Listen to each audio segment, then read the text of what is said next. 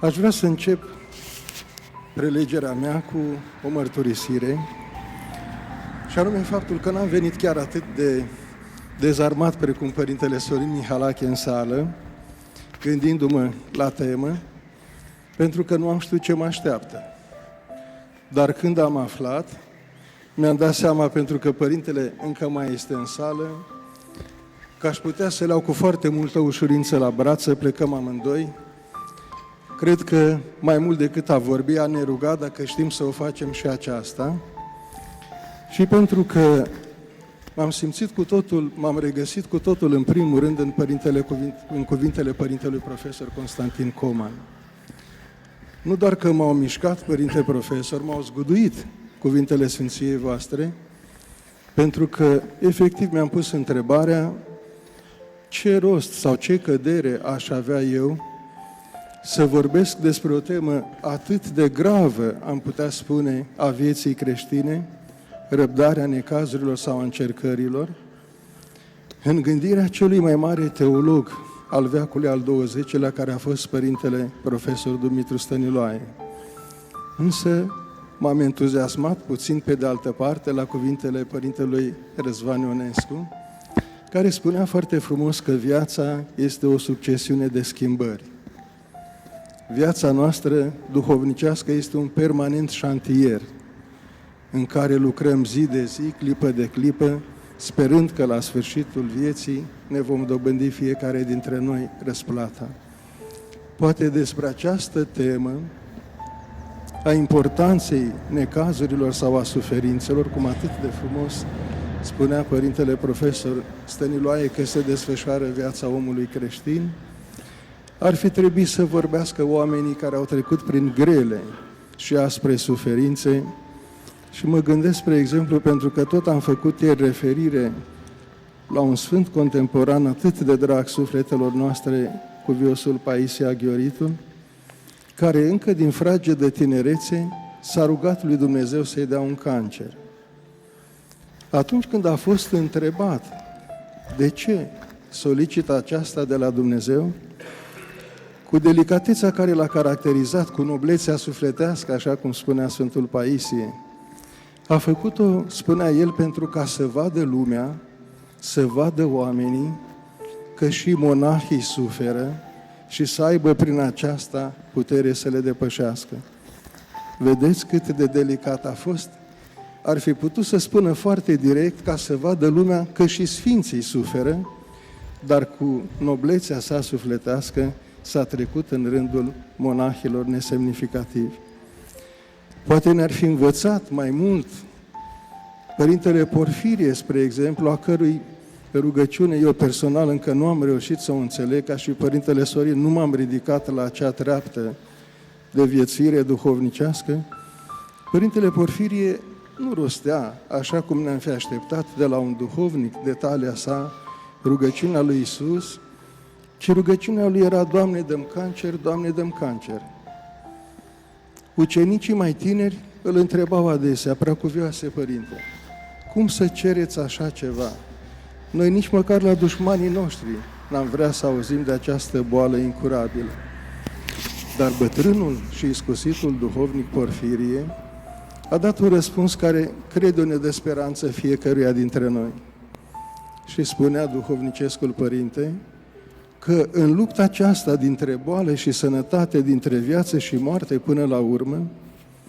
se ajunge într-un moment în care nici măcar cel mai iscusit medic de pe planetă, cea mai performantă schemă de tratament, cel mai revoluționar sau novator medicament nu mai are niciun efect. Și spunea Sfântul Porfirie că atunci, în această dramă, rămân doar două persoane: Dumnezeu iubire și omul aflat în suferință. Și spunea Sfântul Părinte că ori ai atâta credință neclătinată, statornică, încât chiar dacă nu-ți mântuiești trupul, care piere după 3 zile, 3 săptămâni, 3 luni, poate 3 ani, dar îți mântuiești sufletul datorită credinței tale și în virtutea legăturii ontologice dintre trup și suflet, spunea Sfântul Porfirie, te-ai mântuit ca om, sau dimpotrivă nu ai credință și te-ai osândit pentru totdeauna. De aceeași boală a suferit și părintele profesor Dumitru Stăniloae, un cancer de stomac, și de aceea poate a și vorbit atât de frumos despre răbdarea necazurilor cu smerenie, cu nădejde și cu răbdare, cu speranța neclintită în ajutorul lui Dumnezeu. De aceea lucrurile pe care aș vrea să vi le împărtășesc în continuare, aș vrea să le socotiți mai degrabă ca un omagiu pe care aș vrea să-l aduc celui care a fost cel mai mare teolog ortodox al veacului al XX-lea, acum în pragul canonizării sale, adică, așa cum îmi place să o repet adeseori, aproape de vremea în care îl vom trece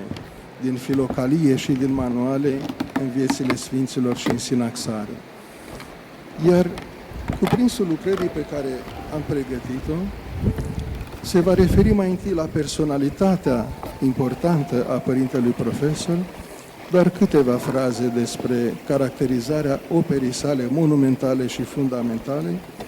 învățătura strictă a părintelui profesor despre răbdarea necazurilor, pentru că apoi să închei în final cu câteva dintre cele mai inspirate cuvinte pe care spiritualitatea ortodoxă le are despre valoarea suferinței în viața noastră, poate doar de Sfântul Isaac Sirul, pomenit astăzi, depășite. Fiecare dintre noi am auzit de lucrarea importantă a părintelui profesor. Pe bună dreptate a fost numit cel mai mare teolog al veacului al XX-lea, dar nu din ortodoxia românească, din întreaga ortodoxie. A fost numit de către preafericitul Părinte Patriarh în urmă cu foarte mulți ani Patriarhul Teologiei Academice Românești. Mai aproape de ceea ce a făcut părintele profesor este apelativul sau această frumoasă sintagmă de Sfântul Cărților sau Sfântul Filocaliei. Și mi-aduc aminte, pentru că s-a și vorbit despre Filocalie, de o altă frumoasă exprimare a unui alt mare duhovnic și el propus spre canonizare, Părintele Serafim Popescu de la Mănăstirea Sâmbăta, care spunea că prin traducerea Filocaliei în limba română, Părintele Stăniloae a adus cerul ortodoxiei pe pământul românesc. Este Sfântul Cărților pentru că a lăsat teologiei și culturii românești cele mai importante traduceri patristice, dar în același timp un mare prieten al părintelui profesor Dumitru Stăniloae, Olivier Clément, a avut curajul să spună că personalități precum este cea a părintelui profesor există doar 3 în istoria bimilenară a creștinismului și se succedă una față de alta cam la 700-800 de ani, prima dintre acestea fiind personalitatea Sfântului Ioan Evanghelistul, a cărei apocalipsă nici măcar astăzi nu este deplin înțeleasă,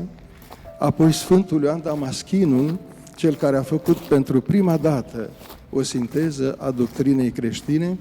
La alte 700-800 de ani, spunea Olivier Clément, Sfântul Grigore Palama,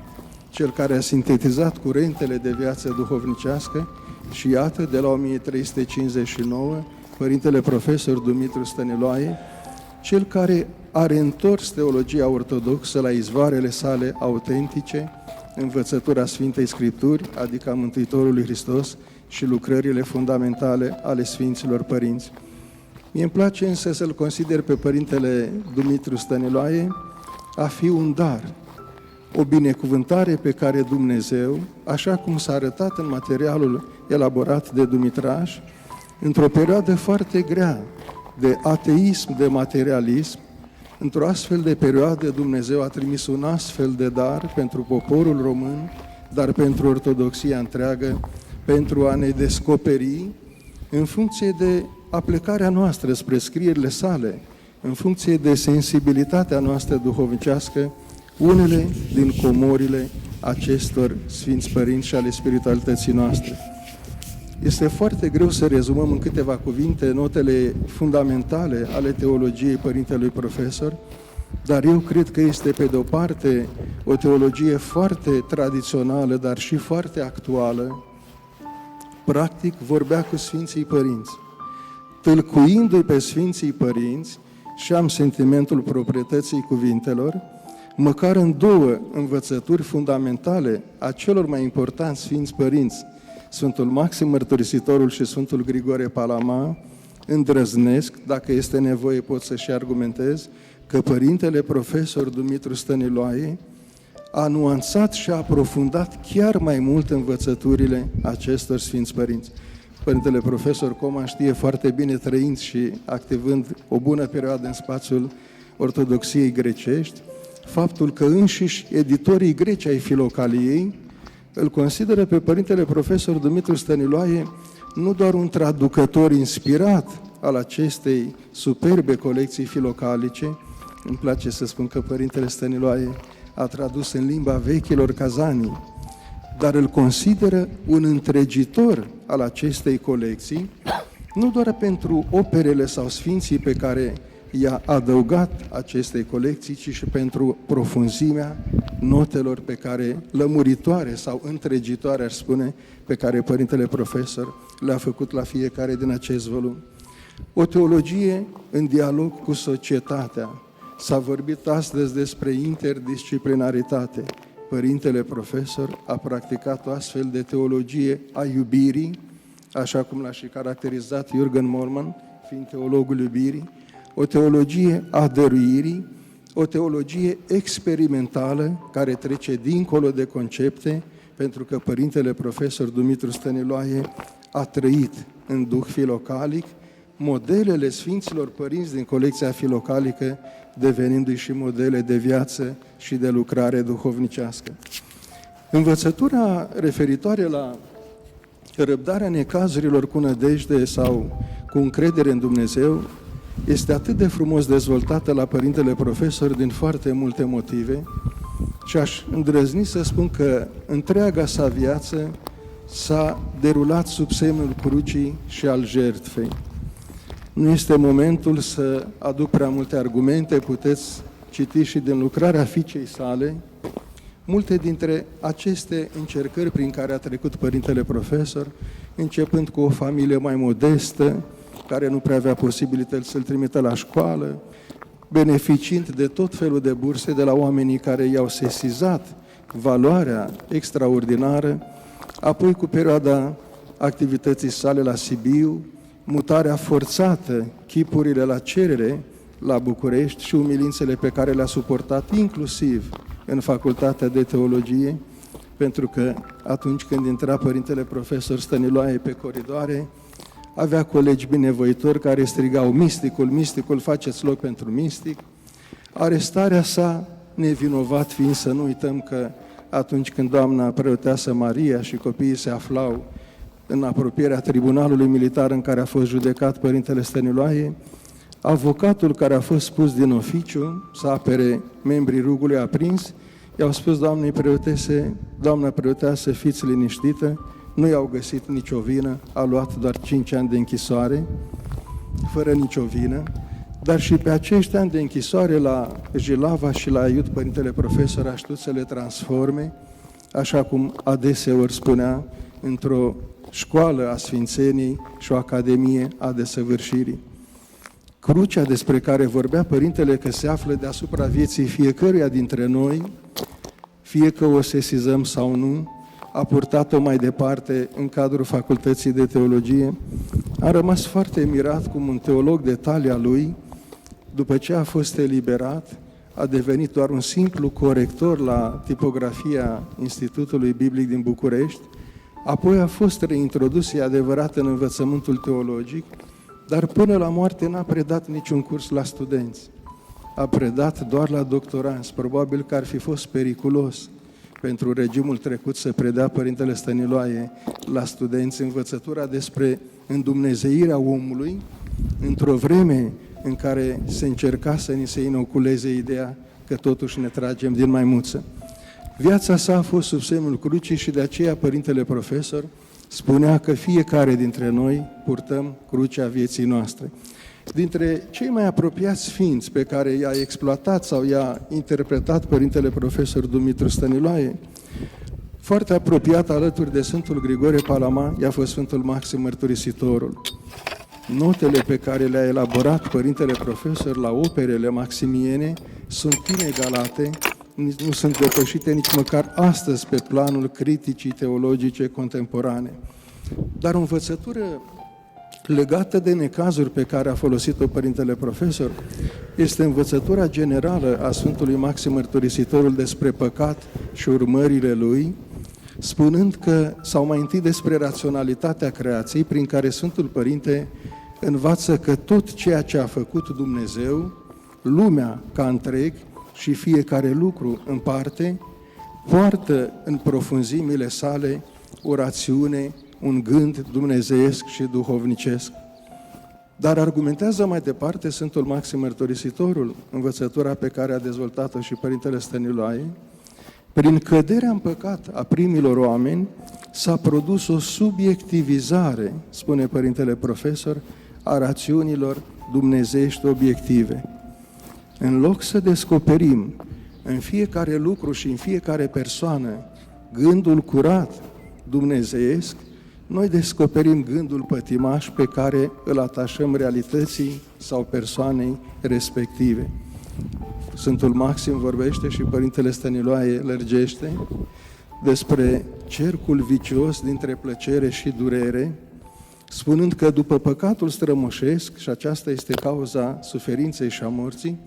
după păcatul strămoșesc, fiecare dintre noi ne aflăm într-o goană frenetică din fața durerii în brațele plăcerii. O suferință sau o durere, spunea Sfântul Maxim Mărturisitorul, provoacă la rândul ei o suferință proporțională, din care omul încearcă să evadeze din nou în brațele unei alte plăceri, mult amplificate, ca să compenseze, și atunci viața aceasta este o permanentă alergare între plăcere și durere, între bucurie și necaz. Părintele Profesor a dezvoltat largi pagini și considerații despre universalitatea necazurilor, despre necesitatea lor, folosind un text foarte frumos al Sfântului Isaac Sirul, care spune că cel care fuge de necazuri sau de pătimiri fără de voie, fuge de fapt de mântuire sau de virtute, despre limitele până la care Dumnezeu ne încearcă în calitatea sa de Părinte bun și iubitor, dar aș insista doar pentru preț de câteva fraze aproape de încheiere, pentru că este anul în care Patriarhia Ortodoxă Română ne îndeamnă să ne aplecăm mai mult asupra semenilor noștri aflați în suferință, asupra unei învățături foarte importante a Sfântului Părinte, a mai fost menționată la întâlnirile din cadrul acestui simpozion, și anume despre asistența sau ajutorul fraților noștri aflați în suferință. Sfântul Grigore, teologul, spunea că atunci când întâlnim un om aflat într-o boală sau o durere, trebuie să ne apropiem de el ca și de un sfânt, pentru că prin suferința lui poate se mântuiește înaintea noastră. Iar la fel de frumos Sfântul Paisie Aghioritul spunea că ajutându-l pe fratele nostru aflat în suferință, dacă nu ai păcate, spunea Sfântul Paisie, te-ai sfințit dintr-o dată, iar dacă ai păcate, Dumnezeu îți iartă din aceste păcate proporțional cu dragostea și receptivitatea pe care o arăți față de fratele său. Însă, în mod foarte interesant, Părintele Profesor Dumitru Stăniloae dezvoltă o învățătură unică, nemai întâlnită în nicio dogmatică, în nicio carte sau manual de teologie, și anume acea cunoaștere a lui Dumnezeu din împrejurările concrete ale vieții. Pentru farmecul textului, vă rog să-mi îngăduiți plăcerea de a-l lectura. Spunea Părintele Profesor Dumitru Stăniloae că în fiecare sărac și asuprit și bolnav ne întâmpină Hristos cerându-ne prin coborâre ajutorul nostru. În mâna întinsă a celui sărac este de fapt mâna întinsă a lui Hristos, în vocea lui stinsă auzim vocea stinsă a lui Hristos, suferința lui din pricina lipsei și a umilinței în care îl ținem e suferința lui Hristos pe cruce, pe care noi o prelungim, căci în toate Dumnezeu se coboară la noi și ne face cunoscut. Aș dori să închei cu două gânduri. Unul dintre ele aparține părintelui Petroniu Tănase, de la Schitul Românesc Prodromul, care a purtat o frumoasă corespondență, și Părintele Petroniu va fi canonizat anul viitor, cu ajutorul lui Dumnezeu, alături de Părintele Dionisie Ignat, un alt mare duhovnic al Sfântului Munte. Dar Părintele Petroniu a purtat o corespondență cu Părintele Profesor Dumitru Stăniloae și mulțumim iarăși Părintelui Profesor Constantin Coman pentru că la editura bizantină ne-a oferit tomuri foarte importante despre duhovnicii de mare valoare ai ortodoxiei noastre. Din acest volum publicat am selectat pentru dumneavoastră un program de viață duhovnicească pe care Părintele Petroniu l-a primit de la Părintele Profesor Dumitru Stăniloae, sau cum îl numește el, de la un preot încercat. Fii optimist,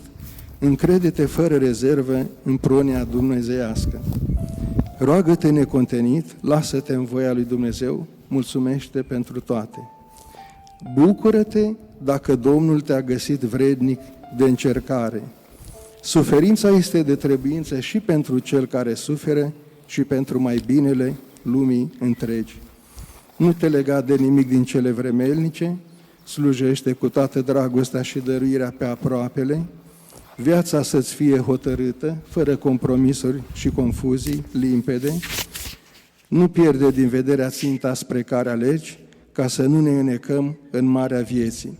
Și în încheiere, exact ca și în titlul prezentării, aș dori să vă apropii de sufletele dumneavoastră acest superb text al Părintelui Profesor, o adevărată comoară de teologie, dar și comoară de viață pentru sufletele noastre, în care descrie sintetic importanța necazurilor în viața noastră. De pe dealurile bucuriilor, în văile necazurilor, așa decurge viața omului duhovnicesc, dar ea înscrie un real progres în aceste alternanțe. Bucuriile pentru răbdare sunt tot mai curate, mai spiritualizate, mai nepătate de mulțumirea de sine, iar necazurile sunt tot mai ferm răbdate. Propriu zis, bucuriile sunt domolite de siguranța necazurilor ce vor veni, iar necazurile, răbdate cu un amestec de seninătate, de râs interior, cum ar zice Sfântul Ioan Scărarul, pentru siguranța bucuriilor ce vor veni la rând. Deci fie cât de schimbătoare împrejurările externe în care se desfășoară viața omului duhovnicesc, lăuntric i-a ajuns la un fel de nivelare care îi dă o statornică liniște. Este liniștea spiritului în fața valurilor lumii. Vă mulțumesc frumos!